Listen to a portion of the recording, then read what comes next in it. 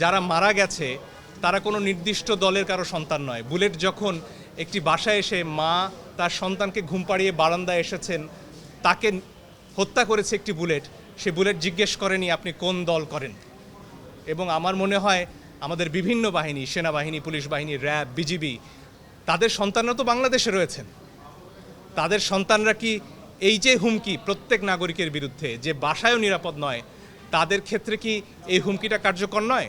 তাদের বিবেকেও কি আসলে এই প্রশ্নটা পৌঁছেনি যে পরের বুলেট কি আপনার সন্তানের দিকে যাবে না? একটা খুব চমৎকার ছবি দেখছিলাম, সেখানে এক শিশুকে গুলি করছেন একজন পুলিশ এবং সেই শিশুটি জিজ্ঞেস করছে, বাবা ওটা কি তুমি?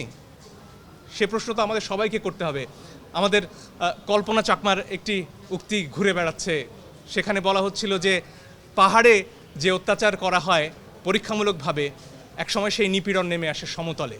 আমরা আর কতদিন অপেক্ষা করব যে আমার ঘরে গুলি আসা পর্যন্ত আমি চুপ থাকব? কারণ গুলি তো আমার পাশের বাড়িতে লেগেছে, আমার বাড়িতে লাগেনি। বোধহয় প্রশ্নটা সেখানে।